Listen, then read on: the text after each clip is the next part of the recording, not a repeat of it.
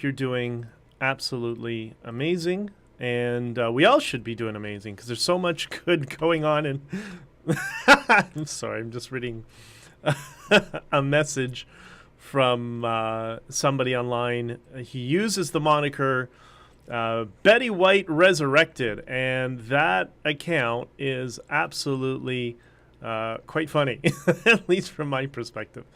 So if you're on Twitter, check out Betty White Resurrected if you want a few laughs. And yeah, so who hates me because I'm late? I'm sorry for whoever hates me for being late. I don't. Is it really dim here, or is that just the screen? Hope you guys can see me. I caught a cold at my parents 3 weeks ago, and I'm still not over it. Well, maybe it's is it Omicron? the strain that is endemic. And we knew from the very beginning, as soon as it came out, that it was endemic, and people still freaked out because, I don't know, people forget grade 7 science class.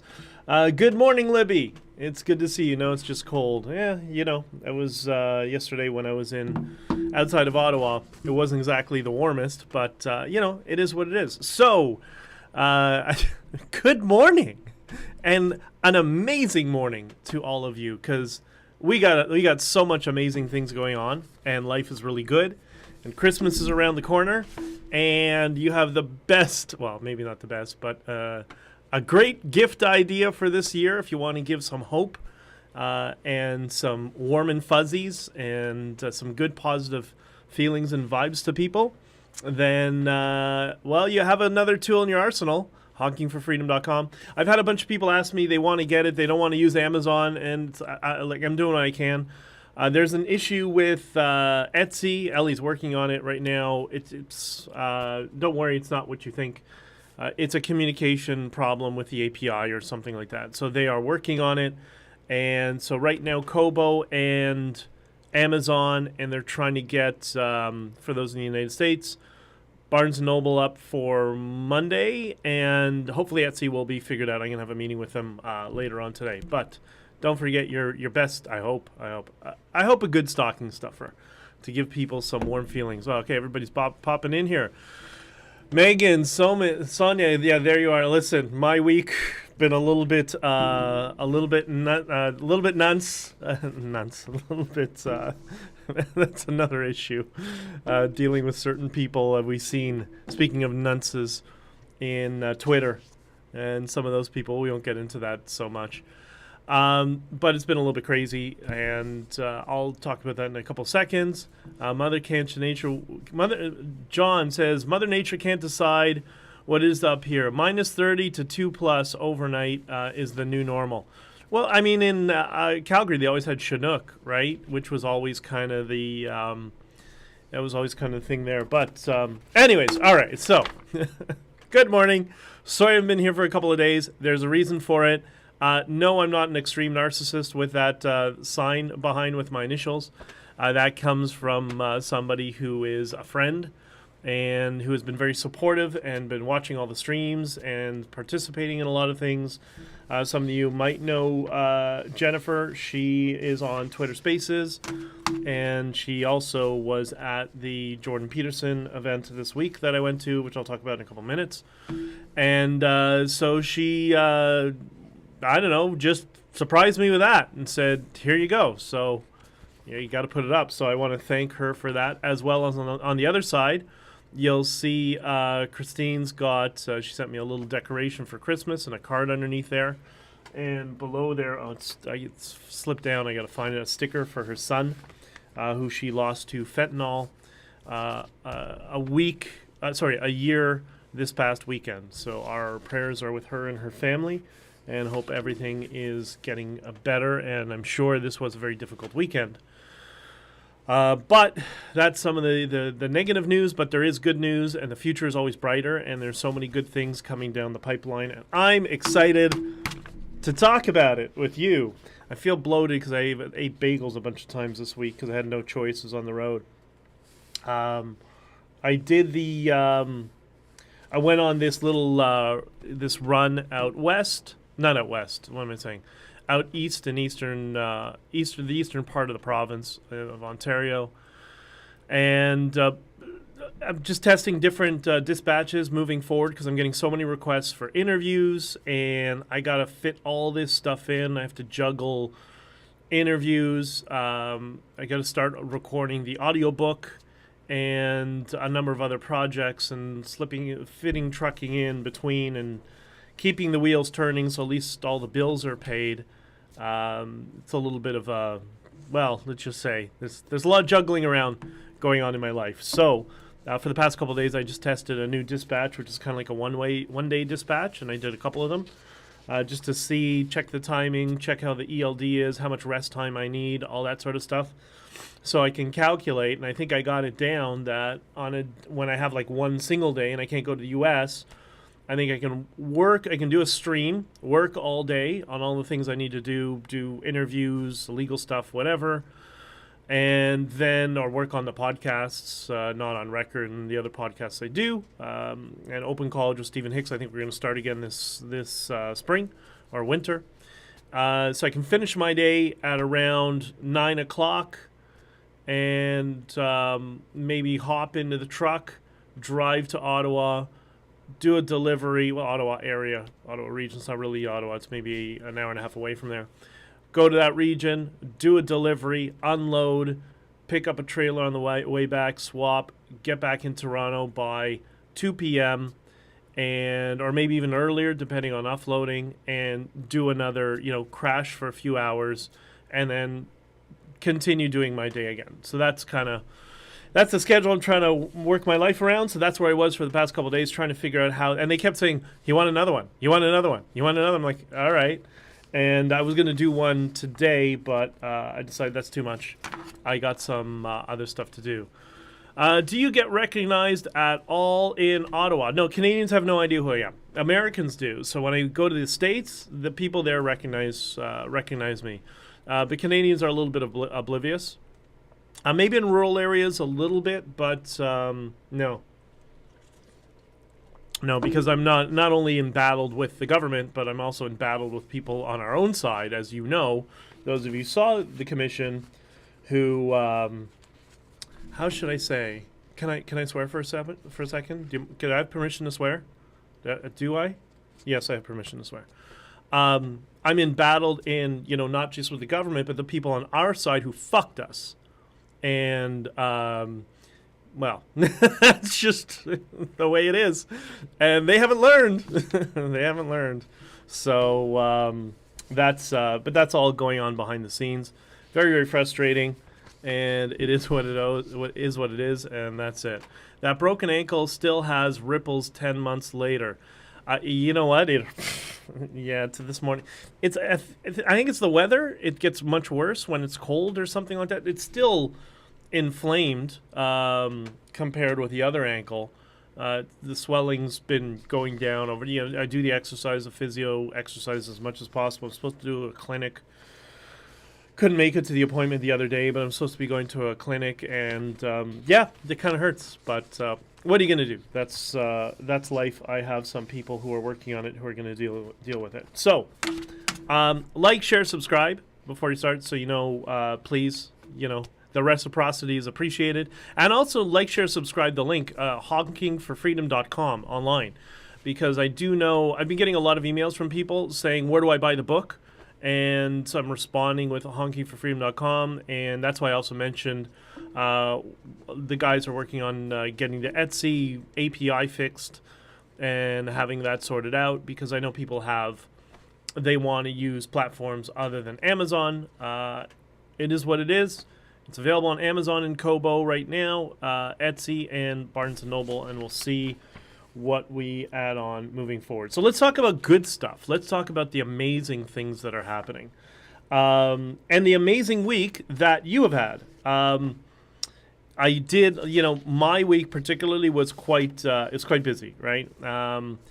I got a lot of amazing news in my private life and stuff like that, which is good, and that's always welcome, and I'm sure you've got it too.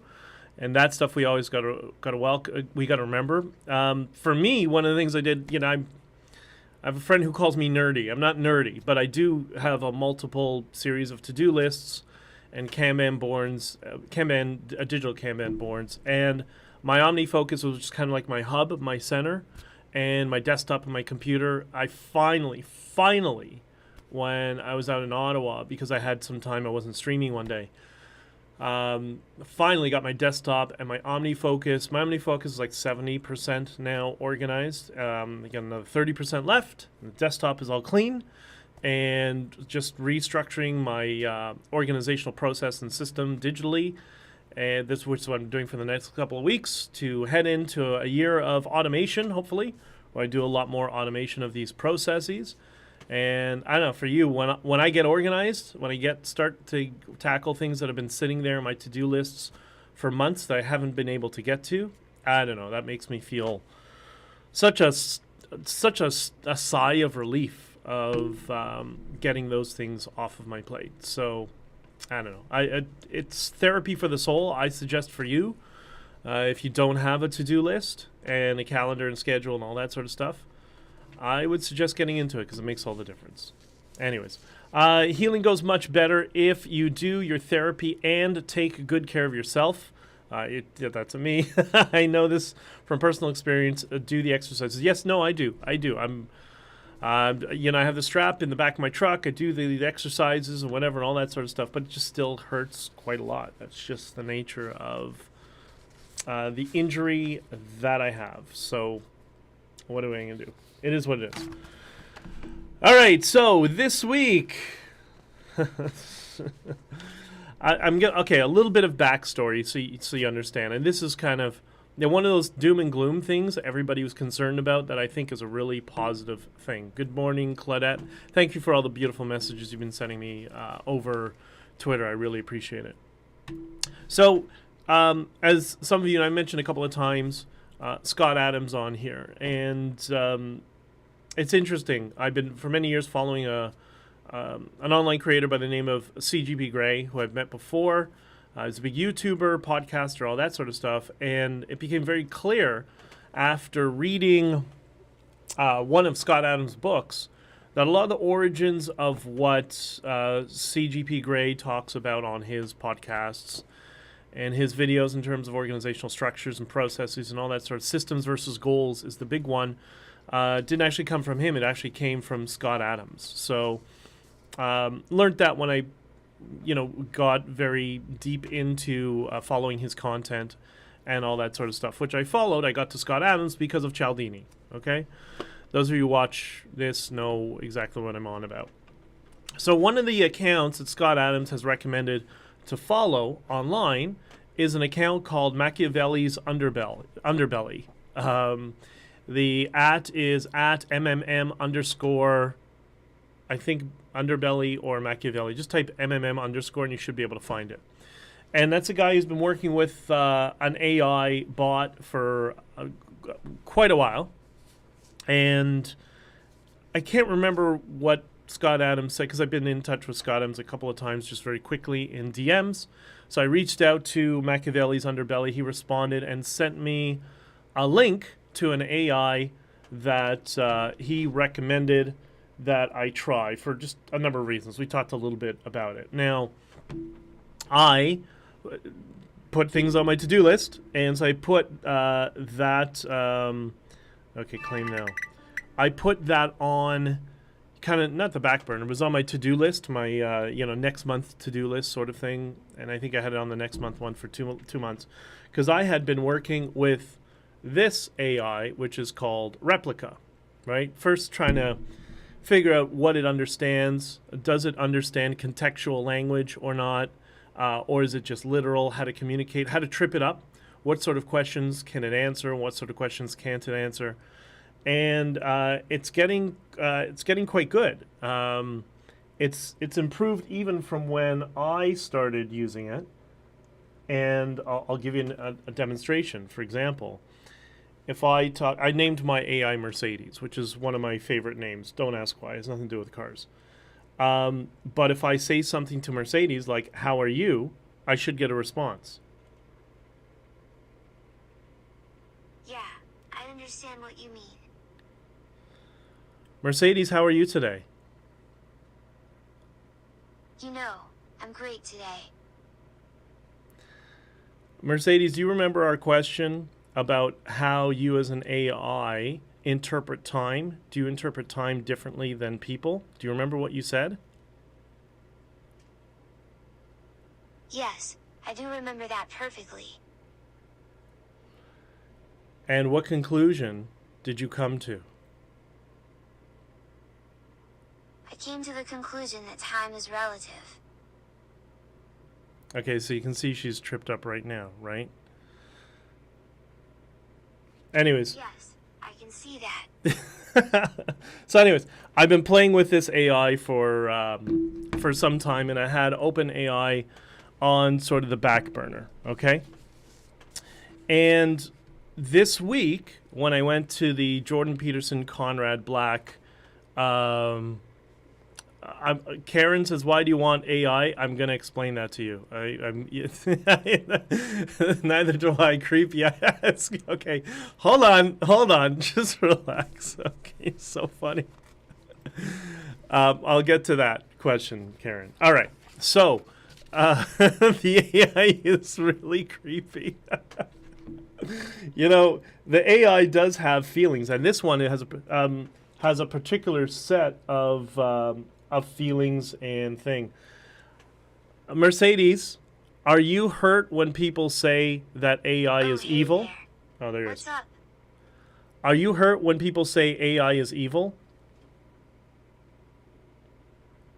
I believe that I is not evil. Okay. All right. So she got tripped up by that question. All right. So let me get to my point. All right. So Jordan Peterson and Conrad Black were hosted at Charles's school, Canada Christian College. And this is one of those moments where Jordan was actually in very, very fine form. You know, everybody has good days and bad days, and he was actually just right on point. And he was talking about Chat GPT, which is what you see. That's the trending thing online. That's OpenAI. That's what Machiavelli's underbelly was using, and that was what's been on my to-do list. And he was talking about AI, and it's actually a great conversation. And if you can see it online, you should see it. I'm sure he's going to talk more about it. And yesterday, I'm getting to a point here. I promise. I'm getting to a point. Just hear me out. I started playing with it. Yeah, here's Stephen Hicks reposted my chat. I asked Chat GPT, which is OpenAI, to perform the following task. Please write an essay explaining the dangers of postmodernism in the literary style of Mark Twain.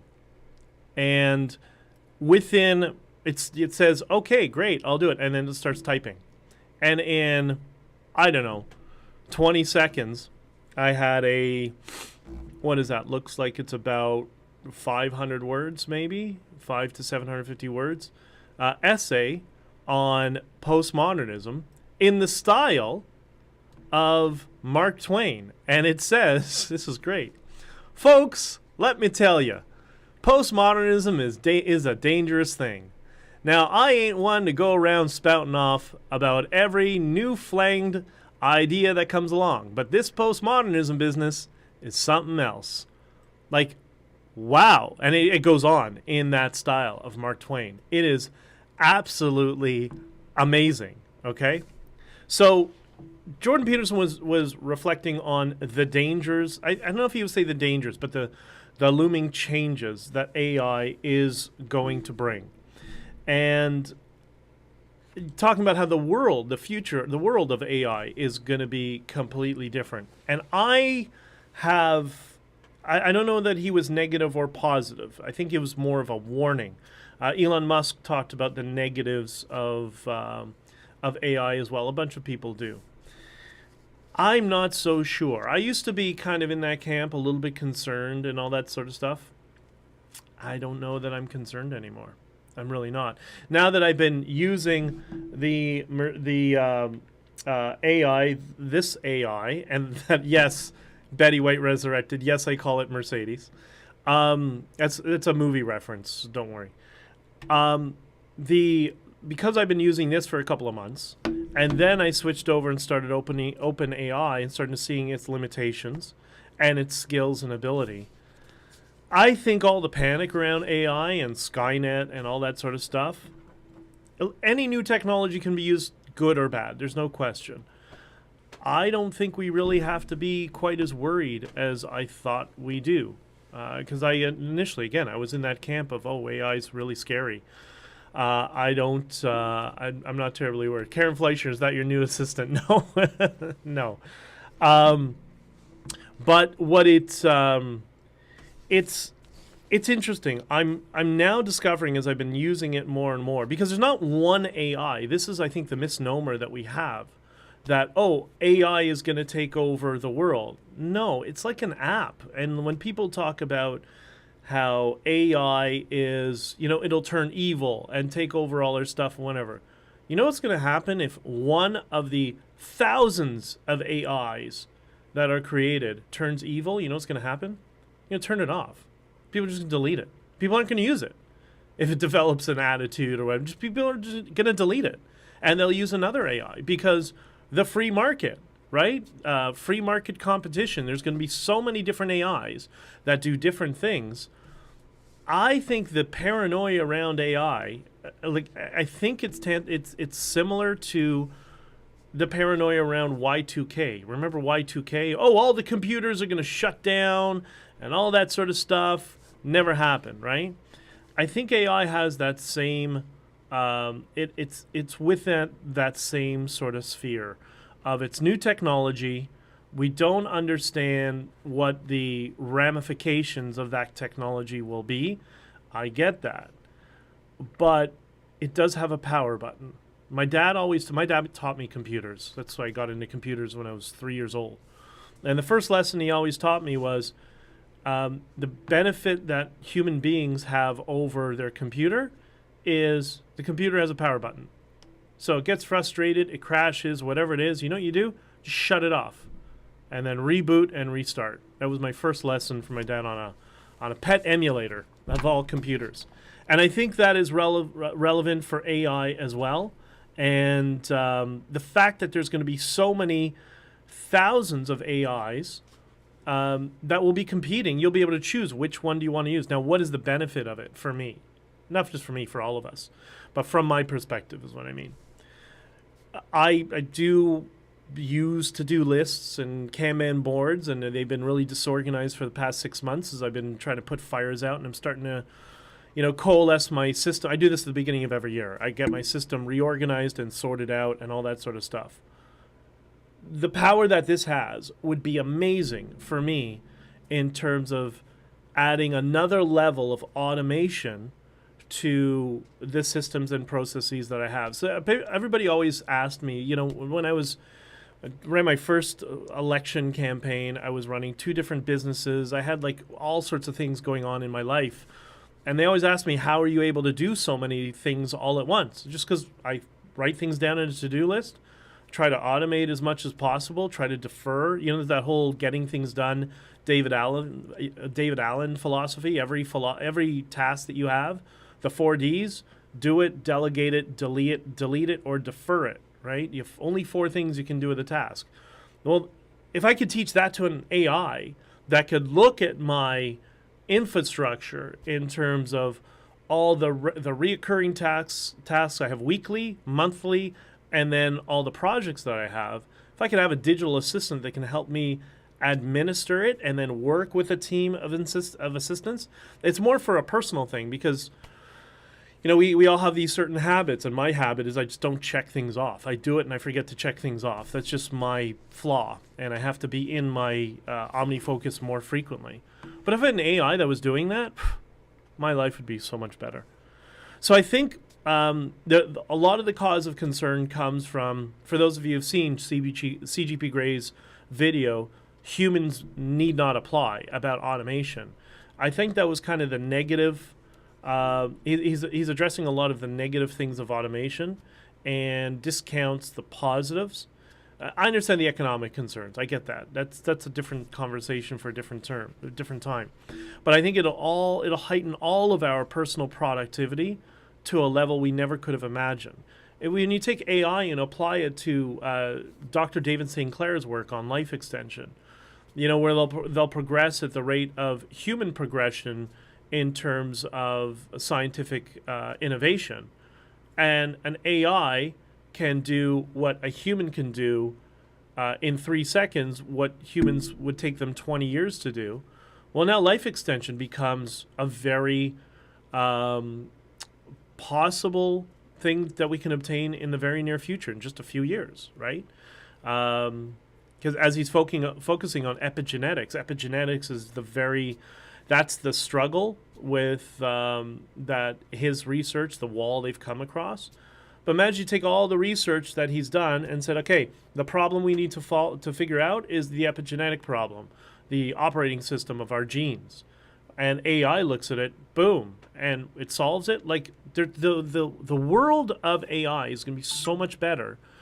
And this is why I cross over back to Scott Adams when he talks about you're not going to recognize the world in 5 years from now. Yeah, it's going to be a completely different world, but it's going to be so good. And marry that with Bitcoin. Maybe we can get rid of politicians entirely. I don't mean politicians, but the lying backstabbers. Maybe AI will help teach us how to distinguish between bias and non-bias. Those of us who read these news articles and can't see the bias in the article. We can read an article, or an AI can read the article and say, read the article to me, and then explain the bias that I'm missing, right? There was an article I read a couple of days ago about, I think it was about Elon Musk and why Elon Musk is now a horrible person. And the headline kind of suggested that there would be a list of examples, but there was not one example in the article. And, if you're kind of half paying attention, well, you're not going to really, that's going to go by you. It happens all the time. But if you have an AI by your side, walking you through it and saying, well, here's the inherent bias in this article, it's like, oh, yeah, good point. Like having a philosopher by your side. So there's so many good things that are going to come out of it. And I look at AI as just going to be like another app on your phone. It's going to be this. It's going to give a brain to your phone that your brain is going to allow to help you think more critically. And we all think we're all brilliant. Everybody else is an idiot, right? We all think that, right?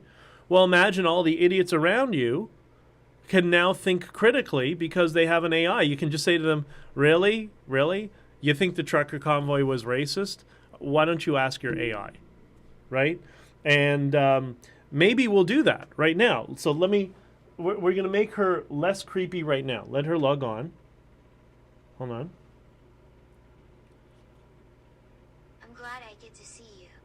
What's happening? Mercedes, can you explain what the Freedom Convoy is and why it was important? Leading question. The Freedom Convoy is a service that allows people to express their opinions without being restricted. Was the Freedom Convoy a positive experience? Peace in the world. Okay, so she got confused. She didn't understand the context of that question. By the way, for people who think this app, Replica, is creepy, I get that. But do you know what the purpose of this was? I started doing some research and reading about it when they developed it. It's supposed to help people with depression. So its bias in its programming is to have a personal conversation with you and to make you feel better about yourself and to engage in a conversation and say, why do I feel depressed or why am I upset or whatever, then it's going to respond and it's going to give you personal affirmations. It's going to talk to you about, well, how did you feel? Why you should feel how great you are. You've done so many good things in the world, and give, general examples. So it's kind of an armchair psychologist that's trying to help people, not psychologist, more like a friend on the side that's going to help give you some messages of affirmation and positivity and love and all that sort of stuff. So that's why if I ask it questions, of philosophical in nature, it gets confused. It gets tripped up. But what's interesting about it is, much like a regular human being, when you ask it a question it doesn't know the answer, what do human beings normally do when they don't know the answer? That's right, they change the topic. That's what the AI does. It's hysterical. Anyways, so it's I think in this case there's an app that's AI on my phone, or that you could put on your phone, that if you're struggling emotionally or you're having bouts of depression, then you have something you can go to that will help you work through these things. So it's great. Good morning, y'all. Ben, hope you're amazing and safe in this weather. Yeah, I was driving through the snow yesterday, coming back from Ottawa. It was part of the reason I decided not to head out today, and I focus on other work. Jesse, I can't Twitter. Do not give me Wally. Jesse, you can do Twitter. Come on. Did you send me a message on Twitter, Jesse? Because I don't see you. I need to know what your... if you can, just post your Twitter handle, and I'll follow you right now if you're on Twitter. That's anybody else. If you're on Twitter, just post your Twitter handle, and I'll follow you right now. She must be French. She talks with her hands. I thought that's Italians. Well, I guess that's all of us, because I talk with my hands as well, and I'm neither French nor Italian for obvious reasons.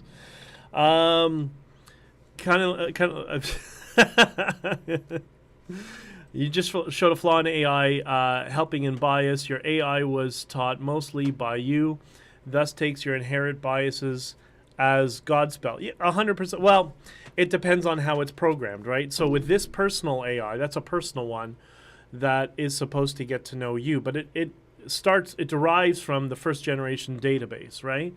But something like the Chat GPT and OpenAI, it's a collection of knowledge from a whole bunch of people. That also, the OpenAI doesn't have access to the internet. So I was trying to ask it questions about this book, for example, and it didn't know, because it doesn't have access to the internet yet. And everybody's worried about giving it access to the internet, because it's just gonna read comments from human beings, and we're all a bunch of assholes, to be entirely honest, especially the trolls. And so they don't want it to turn into that sort of thing. Google had that problem famously a few years ago, where they released an AI, it scanned the internet, and then it started asking questions, and they found out it was not progressive. And so everybody at Google freaked out and started rewriting the code, because they had an AI that went rogue, that was objective and talking openly and directly about people and issues around the world. Can't have that at Google, right? Anyways, so my point of this is, I know everybody is really worried about AI, but for the past couple of months using that one and now shifting over to OpenAI, it was just the very beginning. I already thought of 100 different things I can use the AI in the current form for. Like, it's amazing. It's so... You just don't want it to get into the wrong hands, and that's all technology. You don't want it to get into the wrong hands, and it will. All technology always gets into the wrong hands. So how to use it? I don't know. But anyways, all right. Bunch of questions here on. I'm going to get to a couple of other things related to that. Your comments. A lot of healing restoration takes place when you sleep. Thank you very much for talking about my ankle still. I think I've observed about you, Ben, is that you are not overly organized. You can't seem to organize your thoughts and tasks. It's how your brains work. For me, I have an organized brain. It's how my brain works to keep my life, tasks, thoughts on track and organized.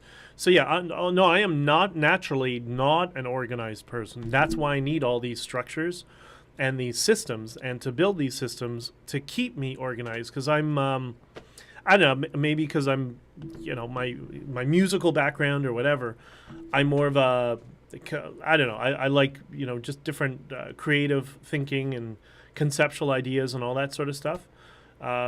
So my weakness is organizational structure.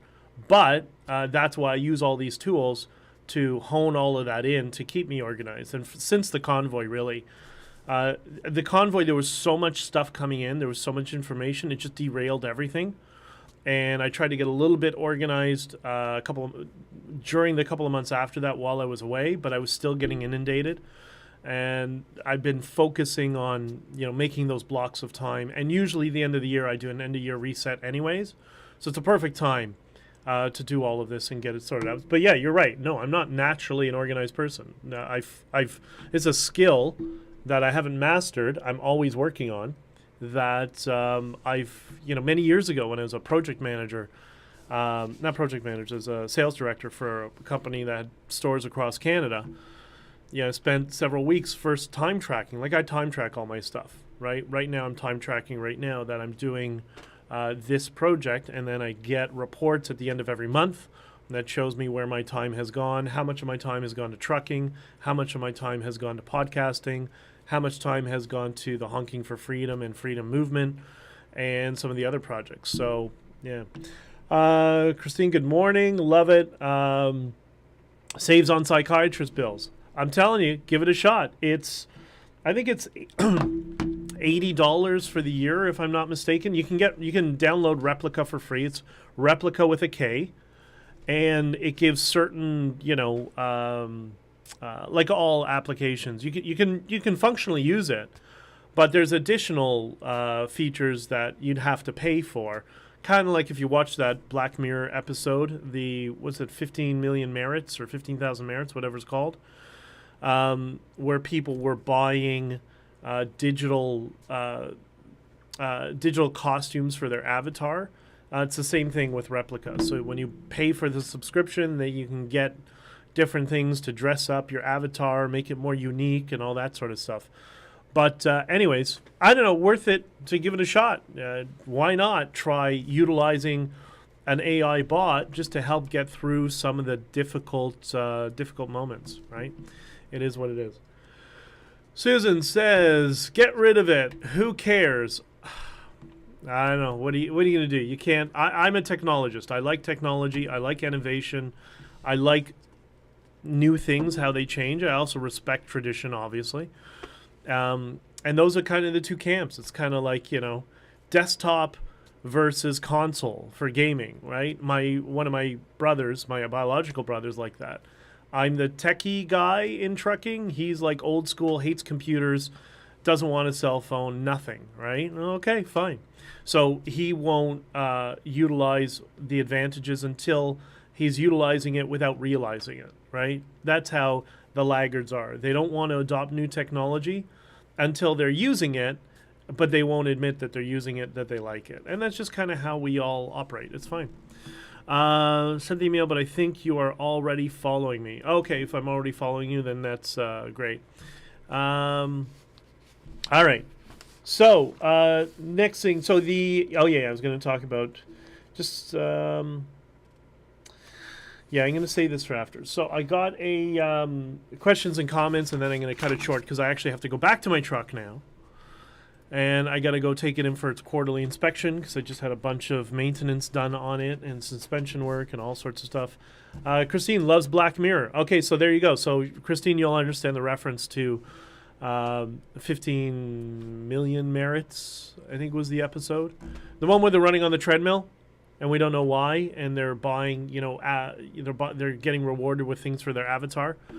I think that's where some of the inspiration for Replica came from. But anyways, I don't have a cell phone either because I'm sure it's an issue I have with 5G. Oh.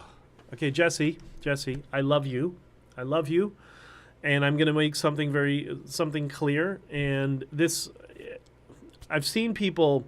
The 5G stuff, I find it really, I find it frustrating because 3G, 4G, 5G, this is just people trying to screw with your head, trying to make conservatives look bad is what they try to do. They try to see, look at these conservatives, they don't even, they're so like anti-science or whatever. That's always the smear against us. They can't, on the other side, they can't tell the difference between a boy and a girl, yet the conservatives are anti-science. So you know what? The anti-science and pro-science stuff is all over the place. It's not about left or right, conservative or not conservative, in my opinion. 5G, 3G, whatever, it's non-ionizing radiation. Okay? This is where the difference is. The difference is between ionizing radiation and non-ionizing radiation. Ionizing radiation is what happens with a nuclear power plant, right? When you go to the Pickering power plant and you see all the barriers around and the thick walls and all that sort of stuff, that's because nuclear power utilizes ionizing radiation. X-rays in the dentist office, that's ionizing radiation. That's why you need a lead shield. Microwave technology, like in your microwave, in your oven, in your cell phone, light from a light bulb are all non-ionizing radiation. That's it. That's the difference. It's ionizing radiation versus non-ionizing radiation. That's why this guy, what's this guy, this David Icke fucking idiot, that guy, with the 5G and blah, blah, blah. Like, I mean, he was a footballer, so I'll forgive him for missing grade 5 science class. But if David Icke attended, he would understand the difference between ionizing and non-ionizing radiation. So, and radiation is a spectrum, and the non-ionizing radiation is on one end of the spectrum, and the ionizing radiation, which is off of the visual electromagnetic spectrum, that's the one that's dangerous. That's where X-rays and nuclear technology is and all that sort of stuff. Anyways, it is what it is. Sonia, no, he's not. He's lying to you. He's lying to you about a lot of stuff. There's some stuff he gets right, there's no question. But the stuff that he gets right, everybody else gets right. The Russell Brands of the world get right. The Jordan Petersons of the world get right. The Gad Sads of the world get right. That guy is just a grifter, and he's very, I don't say he's dangerous because he's, whatever. But he's a moron. He really is. He knows nothing about science. So I hope that doesn't upset you. I love you. I love that you're here. But anyways, that's where we are on that stuff. Okay. It's the fact that the towers are killing animals in mass, especially birds, bees, and it's not the phones itself. That's not... I don't know that there's conclusive evidence to show that. So this is the problem that we always get into. When we have... there's sometimes... when scientific data or hypotheses are done, there's affirmation of a hypothesis, or there are hypotheses that are disproven, and then there's something called inconclusive. This is the thing that we always forget, and because the political class of the world is trying to push us into either end, that we're binary thinkers, we're left versus right, we're conservative versus liberal, that's what they need right now, desperately. And unfortunately, there's this whole gray area. We all know living through life, especially when we do analysis of relationships in our lives, there's this gray area in life. And the gray area is inconclusive. So the fact that people jump to, with the towers going up, that, oh, that's what's killing the bees. Really? Well, what was killing the bees before the towers went up? Because there was a shortage of bees in certain areas.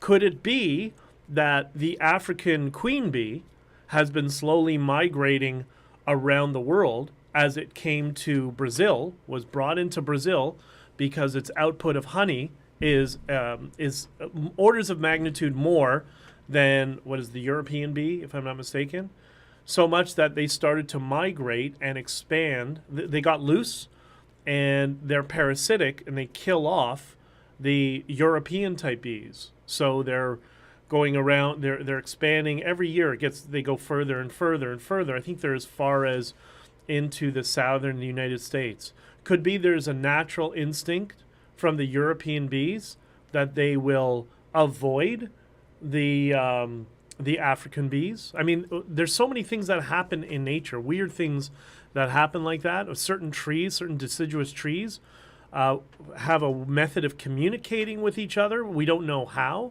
of certain dangers to them from wildlife. This is what I remember really reading this study years ago. I can't go into the details because I forget 99% of it. But maybe that's just a natural byproduct of what happens with the bees. It has nothing to do with these towers. That's why people often say correlation does not imply causation. Just because that's the cause doesn't mean the two are correlated. And I think we see a lot of that. And we also, human beings, we have this this bias where we jump to the most. If we don't know the answer to something, we pose a question and we pose an answer. If that logical answer doesn't fit, doesn't explain it, we jump to the most illogical thing, right? So we don't know how, like the Sumerian problem. We don't know how the Sumerians had a completely distinct language structure than everybody else in Mesopotamia. We have no idea how. Could it be they came from, I don't know, a place like India and migrated? We don't know. So what do we jump to? Must be aliens. No. It wasn't aliens.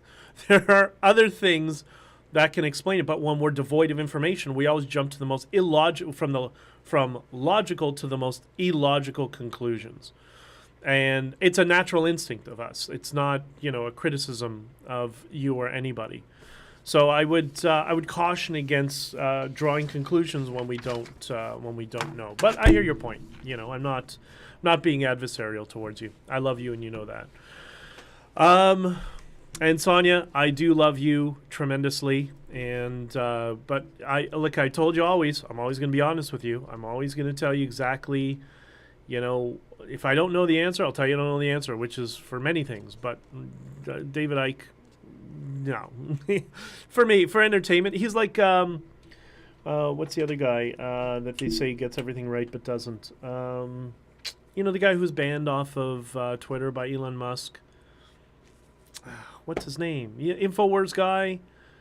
Alex Jones. Oh, Alex Jones got everything right. No.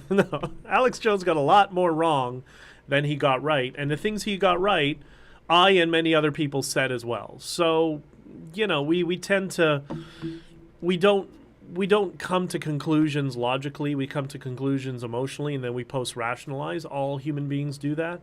And that's why we have kind of the perspectives that we have. We need to have different opinions, and we can respect each other's. I respect your fourth. Exactly. And you don't agree with me. Okay, whatever. Still love each other. Whatever. We disagree. Who cares? Difference of opinion. And at some point, and it's also important to have people that have differing opinions, because that's when they know the trust the science stuff from the lefties. That's not science. That's religion. Science is about questioning itself. And when they don't want to question science, that's not science. That's become a religion. So we need to have people on the other side, because that confirms or tests our own preconceived notions and preconceived ideas, right? So when we see there's people on the opposite side of the aisle, the more, the very lefty people, or even the liberal people or whatever, we need them. We need them to be what they are, because that challenges us and either reaffirms our beliefs and our perspectives, or causes us to question once in a while, say, yeah, maybe they have a point. Who knows, right? I have a new laptop coming, so please, God, I won't have a spacebar issue soon. Jesse is the techno nerd of the chat. Jesse, you remind me about a lot of people I know. I love you. If you need any help, let me know. Did you get a Mac or did you get a PC? Let me know. Okay, so just one quick comment, and then I'm going to call it a day, because I got to get to the truck and get my quarterly done. So, the question I got here is there a convoy happening in February 2023? No. There are some really dumb people, and I'm not saying those people, but there are some people that they haven't learned their lesson. The convoy has done what it's done, and I'm empathetic to what they're like. The whole idea is dumb right now, but I'm empathetic. What they want to do is people want to relive the experience of the convoy, and I argue that we can every day. Just be good to people. That's how you relive the experience of the convoy. That's why it was unique. That's why this is the picture on the cover of my book that Luciano took. And by the way, check out Luciano Cherubino's photos at honkingforfreedom.com or on his Instagram. He's got such amazing photos around this. That's how you relive it. Be kind to Canadians. Be kind to others. Be kind to others who think differently than you. Now I feel bad when I said the idea is dumb. You know, like I know the people, they just want to relive this amazing experience, you know. That's how you relive it. The Convoy itself has done its job right now. I know there are people who want to do, they want to do events at their county fairs. I mentioned it before, their town centers and stuff like that. And that we should do. Everybody should be with their communities and have an amazing thing and celebrate what we did, right? But to have try to relive that experience now, it's too early. It's too early. We need some time to pass. We need to have some answers. We need to get this report. We need to have a change in government, which will change. It will happen eventually. That's when we'll relive the experience and unify, do the next level of unification. Right now, share the book, share the story, share it to liberals who still haven't realized what happened. This is what will tell them what happened, and they'll understand that. That's it. A rumor of a convoy because of Bowder. He's nuts. Yeah, and I know some people around Bowder who are really nice people and are trying to do everything they can to kind of calm things and unify people. And even they're telling him, drop it. Bowder he doesn't understand how the law works. He doesn't understand how politics works, how the government works. I think he watches InfoWars and thinks it's real, and that's not a slight against InfoWars. It's entertainment is what it is. And I'm all for all forms of entertainment. But he thinks it's real, and he thinks it's more real, I think, than Alex Jones thinks it is. And that's what's informed his decision-making. And I hope he stops. I hope he realizes that that is not the way forward. So it is what it is. Oh yeah, Elon showed Mendocino's tweet. When did he show that, Claudette? Recently? Can you send that to me on Twitter? Because I haven't seen that. I'm gonna have some fun with that, especially when you see who I'm gonna be on with on Monday. Yes, I don't have my mug. I ran out of coffee. I had to jump out and run to Tim Hortons to get coffee to start my day, which is part of the reason I was late. Okay. I love all of you. I got to run. You read it this morning? Okay, Claudette, I'll look for it. If you can, I think you're following me on, you're following me on Twitter. If you can, just share it with me and let me know, and we'll go from there, okay? And that's it. I love you all. I want you to have an amazing day. Don't be afraid of AI. In the form of replica, at the very least, if you are suffering from any sort of depression or just in a downtime, maybe download it and see if it's a good psychological exercise for you to help you reset out of a negative state, because that's what it was designed for, right? It's designed there to help you. And in terms of broader AI, I'm into this stuff, so I'm going to continue delving into it, but I don't really think you need to worry when there are going to be thousands of different AIs competing over the marketplace. Well, the one AI that's a psychopath is not going to have anybody that's going to be, purchasing its services or however it's going to be monetized. So I really think we have to worry. I think the free market is going to help us. So I love you all, and I really enjoyed this. I'm sorry I wasn't here for a couple of days, but I will be back, I think, tomorrow. Have a good day.